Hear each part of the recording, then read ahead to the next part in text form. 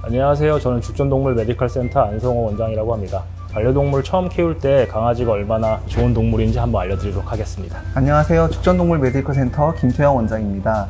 고양이가 얼마나 매력적인 동물인지 오늘 보여드리도록 하겠습니다. 강아지가 좋은지 고양이가 좋은지 한번 붙어보도록 하죠. 붙어볼 것도 없이 고양이가 무조건 저는 좋다고 생각합니다. 무슨 고양이만 무슨 강아지가 훨씬 낫죠. 왜 강아지가 낫다고 생각하시죠? 키울 맛이 나잖아요. 고양이는 키울 맛이 안 나나요?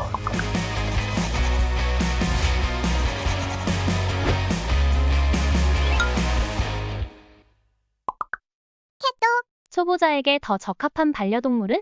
우선 초보자분이 반려동물을 키우시려고 하면은 행복하려고 키우다 보니까 뭔가 상호작용이 필요할 것 같고, 그러려면 고양이보다는 강아지가 나을 것 같습니다. 왜냐하면 강아지들은 보호자분이 어떻게 했을 때 그 행동을 받아들이고 피드백이 좀 오는 게 다르기 때문에. 저는 고양이들이 초보자들이 키우시기에 훨씬 더 적합한 동물이라고 생각을 하는데요. 강아지는 사실 손이 많이 갈 수밖에 없거든요. 밥도 챙겨줘야 되고, 또 수시로 놀아줘야 되고, 또 뭐 대소변 싸면은 계속 갈아줘야 되고, 고양이들은 좀 강아지들에 비해서 독립적인 성향이 강해서 밥도 부어 놓으면 이제 얘네들이 알아서 조금씩 먹는 경향이 있고, 또 화장실도 스스로 가서 대소변 다 보고 볼 일도 뒤처리를 잘 하거든요. 전반적으로 강아지들에 비해서는.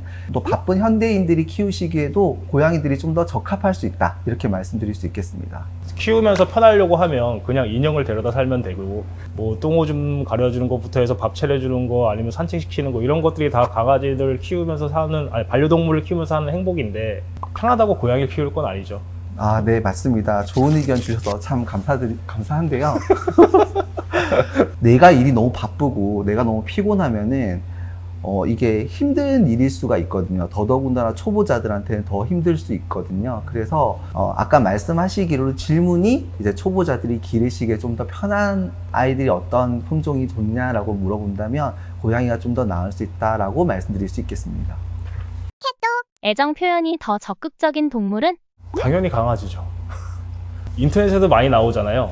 그 상점 모질씨 모신다고 고양이들을. 그리고 강아지들은 오면은 우선은 집 앞에 근처만 와도 꼬리를 흔들면서 다가오고 놀아줘도 좋다고 하고 피드백이 확실하기 때문에 고양이보다 애정 표현이 확실한 동물은 당연히 강아지가 맞다고 생각을 합니다.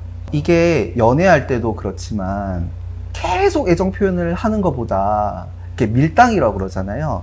그래서 한 번씩 애정 표현 해주는 게 진짜 크게 다가올 수가 있거든요. 강아지들은 놀아달라고 계속 매달리는데 고양이들은 그냥 와서 한번 쓱 비비고 간다거나, 아니면 평소에 애정 표현을 안 하던 우리 집 양이가 그날따라 이렇게 막 부비부비를 너무 많이 한다거나 옆에 누워서 골골송 한다거나 이렇게 하면 기분이 너무 좋을 것 같아요. 그래서 그런 면에서는 우리 집사님들의 상황을 보고 분위기를 파악을 해서 어느 정도 애정 표현은 한다, 그게 크게 다가올 수 있다, 이렇게 알고 계시면 될 것 같습니다. 그게 과연 애정 표현일까요?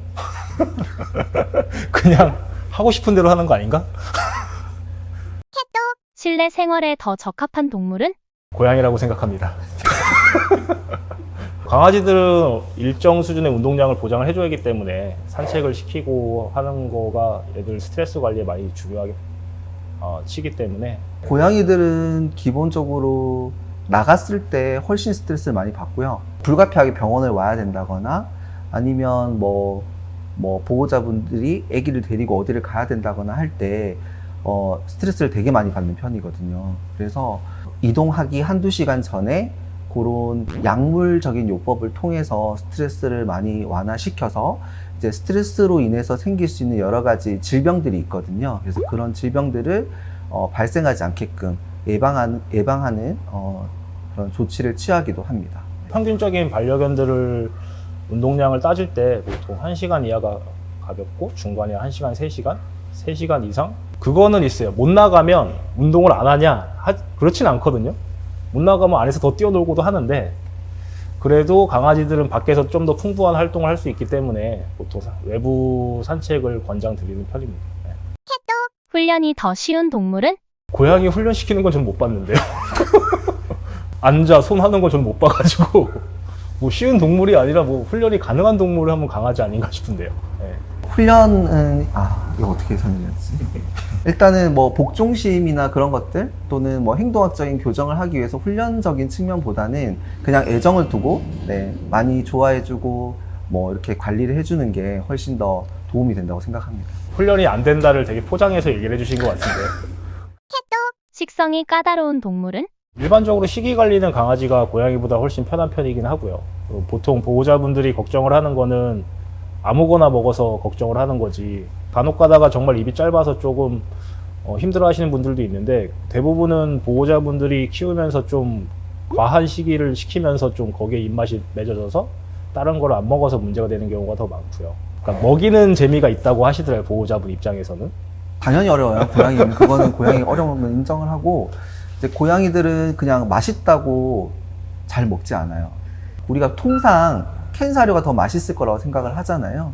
그냥 건사료만 먹던 애들은 아무리 맛있는 캔을 줘도 안 먹어요. 캔을 안 먹고 건사료를 먹거든요. 그래서 저희가 우스갯소리로 얘는 건사료파다, 얘는 캔사료파다 이렇게 얘기를 하는데, 그 정도로 이제 자기가 먹던 습성이 되게 중요하다라고 생각을 하시면 될 것 같고, 이제 그러다 보니까 간식이나 이런 것들도 강아지들에 비해서 훨씬 다양하게 나오는 편이고, 간식이나 또는 그 사료의 질감 아니면 모양, 형태 이런 거에 따라서도 애들이 그거를 또 먹고 안 먹고를 결정하는 요인 중에 한 개가 되기 때문에 고양이들이 훨씬 그런 면에서는 강아지들보다 식성이 까다롭다라고 할 수 있겠습니다.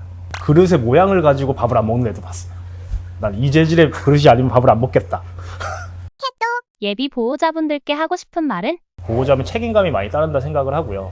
그런 책임감이 어느 정도 생각하지 않은 사람을 키우면 뭐 문제가 생기는 경우가 많다 보니까 쉽게 선택하는 것보다는 신중하게 선택을 하시는 게 좋을 것 같고, 헤어지는 것도 생각을 해야 되고, 그러다 보니까 아까 얘기한 것처럼 뭐 밥 주는 힘든 거나 뭐 훈련에 힘든 거나 이렇게 처음 키우시는 분들은 그런 것도 좀 겪어봐야 쉽지 않게 선택을 하지 않을까 해서 강아지가 더 낫지 않냐 생각을 했습니다. 안 원장님 말에 100% 공감하고요. 그냥 무작정 예쁘다고 충동적으로 아이들을 데리고 오시지는 마시고, 품종에 따라서 또는 그 종에 따라서 특성들이 있을 거잖아요. 또 기본적으로 얘네들이 본능이라든지 아니면 어떻게 길러야 될지 그런 정보들이 되게 많거든요. 조금이라도 본인들이 공부를 하고 기를 준비가 되었다고 생각이 될 때 데리고 오시는 게 좋지 않나 생각이 듭니다. 그래서 더 잘 키울 수 있고 더 행복하게 기를 수 있다고 생각이 듭니다. 오늘 얘기한 거 참고로 강아지냐 고양이냐 고를 때 선택에 좀 도움이 됐으면 좋겠고, 궁금한 사항 더 있으시면 댓글로 남겨주시면 좋겠습니다. 그럼 다음 시간에 또 만나겠습니다. 멍냥백석 캣독 안녕.